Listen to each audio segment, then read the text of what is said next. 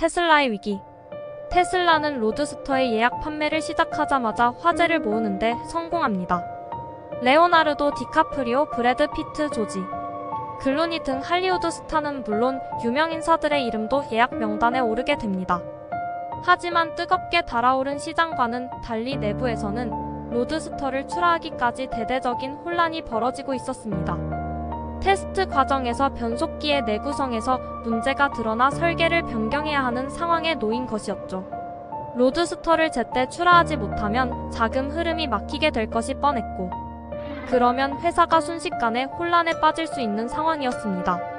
머스크는 이런 상황을 해결하기 위해 결단을 해야 했습니다.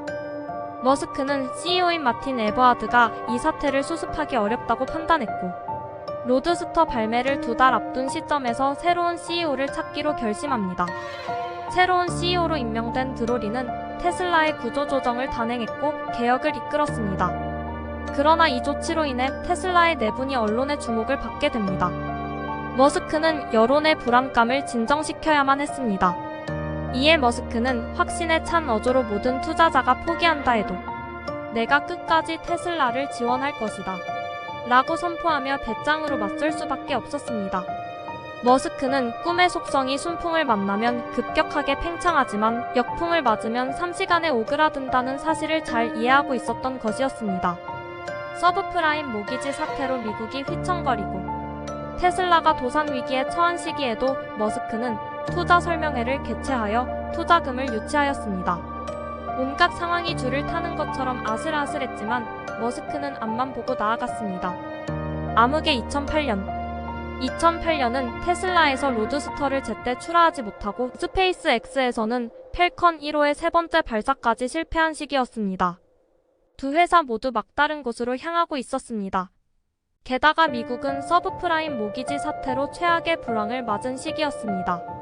상황이 최악으로 치닫고 가족과 함께하는 시간도 줄어들면서 아내 저스틴 윌슨과의 관계도 악화되었습니다. 결국 둘은 헤어져 각자의 길을 걷게 되었습니다. 모든 면에서 2008년은 머스크에게 최악의 한 해였습니다.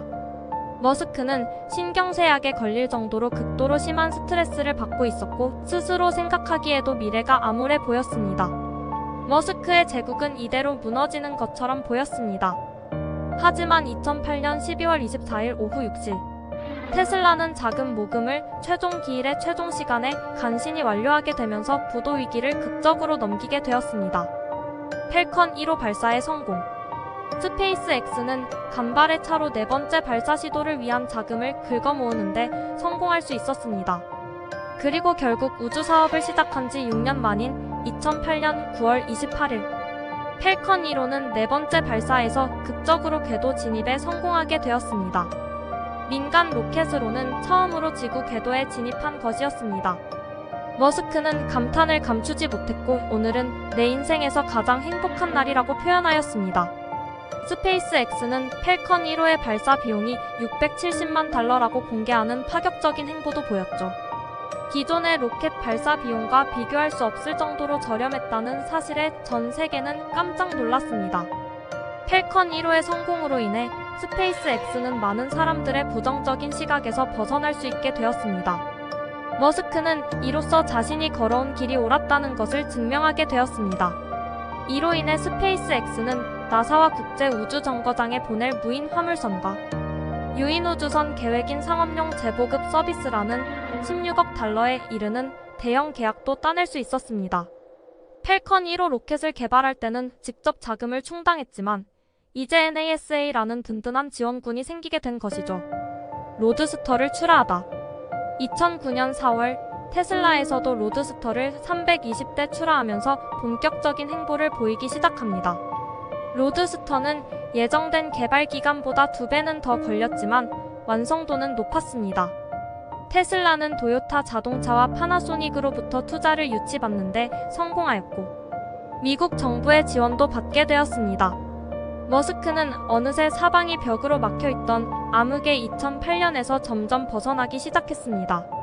하지만 머스크와 테슬라는 부정적으로 깎아내리는 미디어와 전문가들도 등장하기 시작했습니다. 이를테면 BBC의 프로그램 톱 기어는 로드스터를 배터리 방전으로 움직이지 못하는 무기력한 상황을 악의적으로 연출하였습니다.